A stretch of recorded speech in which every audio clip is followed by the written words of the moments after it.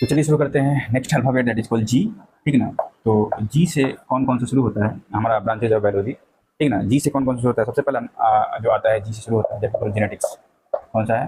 Genetics. ठीक है ना। जेनेटिक्स सिंपली आपको पता ही है, जेनेटिक्स ब्रांचेज ऑफ बायोलॉजी है जो डील करता है आपको हेरिडिटी एंड वेरिएशन से। तो क्या कहोगे आप? What is genetics? Study of, है ना, heredity and variation, variation is called genetics. Simply heredity क्या होता है? हेरिडिटी होता है आपको transfer of character from one generation to another generation, है ना। सिंपली अगर डेफिनेशन पूछे व्हाट इज हेरिडिटी, तो transfer of character from one generation to another generation. कहने का मतलब क्या हुआ कि देखना कि कोई भी ऑफ स्प्रिंग जो होता है काफ़ी रिजेंबल करता है अपने फादर के। बहुत ऐसा लगेगा कि हाँ चलो ये जो है इसके फादर का कैरेक्टर इसके अंदर ट्रांसफर हुआ है, या फिर इसके मदर का कैरेक्टर इसके अंदर ट्रांसफर हुआ है। ठीक है। That phenomenon is called heredity, और that process by which transferring takes place, ये कह सकते हो कि वैसा प्रोसेस जिसके थ्रू जो है ट्रांसफर होता है कोई भी character from one generation to another generation, that is called inheritance. और ये फिनोमेनन क्या कहलाता है? हेरिडिटी कहलाता है। ये घटना क्या कहलाती है?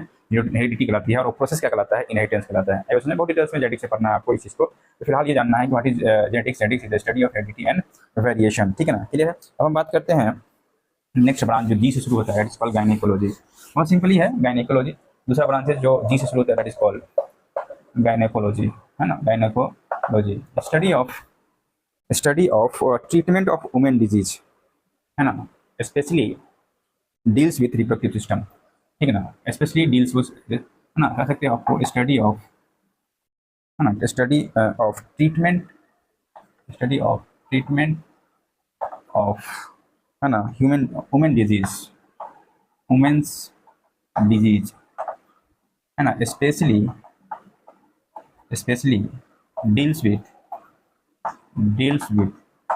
Reproductive system, reproductive system, system क्या कहलाता है? ये गायनेकोलॉजी कहलाता है। गायनेकोलॉजी मतलब जो स्पेशली गाइनो जो डिपार्टमेंट होता है उसमें हम किसके बारे में स्टडी करते हैं? आपको वुमेन के या फिर कोई भी लेडीज या आप उससे रिलेटेड जो भी डिजीज होता है ना, उसको और उसके बारे में स्टडी या फिर उससे के बारे में ट्रीटमेंट करने का जो ब्रांच है that is called gyno, gynaecology या गाइनो जिसे कहते हैं, सिंपली कहते हैं गाइनो। ठीक है ना, गाइनो डिपार्टमेंट।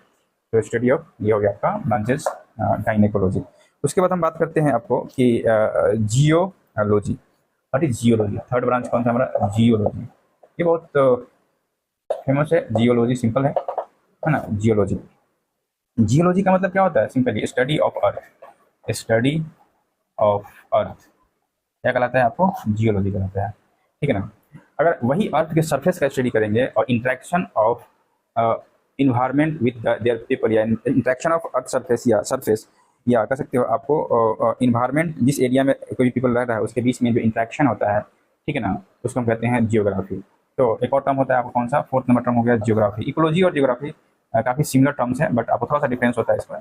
जियोग्राफी, जियोग्राफी या ज्योग्राफी जो कहते हैं हम, ज्योग्राफी। ज्योग्राफी क्या होता है? ज्योग्राफी क्या होता है? Study of physical property, study of, है ना, study of physical property of earth surface, earth surface, earth surface, है ना, and interaction between the environment and the people क्या कहलाएगा आपको? ज्योग्राफी कहलाता है। क्या कहता है? ज्योग्राफी कहलाता है। तो ये हो गया आपका जी से रिलेटेड जितना भी आपको ब्रांचेज ऑफ बायोलॉजी है। हालांकि ये बायोलॉजी का पार्ट नहीं है, ज्योग्राफी हो गया या फिर ये अलग सा एक ब्रांचेज है, बट लॉजी वाला वर्ड आ रहा है इसलिए हम इसको बता दिया आपको। ठीक है, ये हो गया कंप्लीट आपका जी से रिलेटेड।